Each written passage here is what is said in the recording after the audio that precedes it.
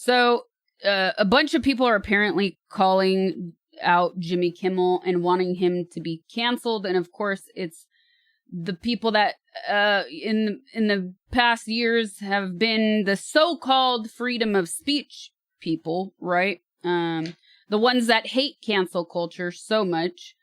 They hate DEI. They hate anything that they call woke, aka anything that has even a hint of diversity.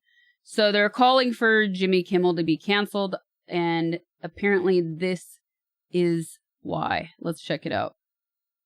We hit some new lows over the weekend with the MAGA gang desperately trying to characterize this kid who murdered Charlie Kirk as anything other than one of them and doing everything they can to score political points from it. In between the finger pointing, there was grieving. On Friday, the White House flew the flags at half-staff, which got some criticism. But on a human level, you can see how hard the president is taking this. My condolences on the loss of your friend Charlie Kirk. May I ask, sir, personally, how are you holding up over the last day and a half, sir? I think very good. And by the way, right there, you see all the trucks?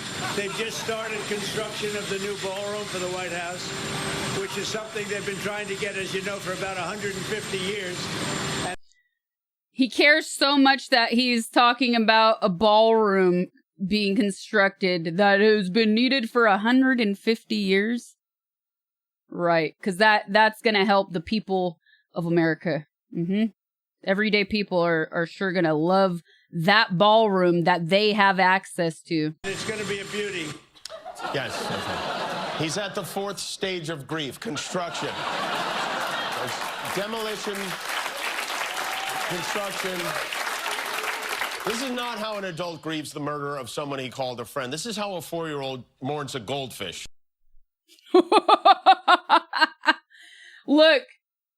Look at that. Dang. Okay, so this is so tepid though. I thought that was it. I thought he was actually going to give an opinion on Charlie. Didn't. He's just talking about the news of the day. It's pretty straightforward. And as we all are doing right now, we're laughing at the fact that, as usual, Trump deflects and talks about something else completely. Okay, so this is why people are angry. It was pretty straightforward and nothing really to ruffle feathers, in my opinion. But of course, it ruffled Trump's feathers because he doesn't like to be called a child or whatever. He tweeted that Jimmy Kimmel should be canceled, that he has zero talent, worse ratings than Colbert, leaving Jimmy and Seth two losers on fake news NBC. Their ratings are also horrible. Do it NBC. How does he know what their ratings are? Like, first of all, is that public information? It might be. I'm not sure. That's besides the point. But why does he care so much? Because he got made fun of? I don't know who this account is right here, though. I think they just copy-pasted what he said. It's past time to acknowledge that the U.S. can no longer be viewed as a democracy. That's what you call an oligarchy. And Sinclair Media also released a statement. Basically, Sinclair says that Jimmy Kimmel's suspension is not enough and asks the FCC and ABC to take additional action.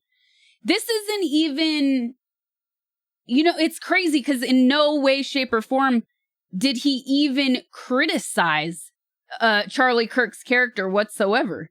So how is this an affront to him, his memory, or his family whatsoever? So obviously there's something bigger at play here. They want him to make a personal donation to the family and to his company. That's crazy. And they don't want to be involved with the return of Jimmy Kimmel Live until they're confident appropriate steps have been taken. Sinclair is an affiliate of ABC. They're a provider of local news and sports. They own and operate service to 178 television stations in 81 markets.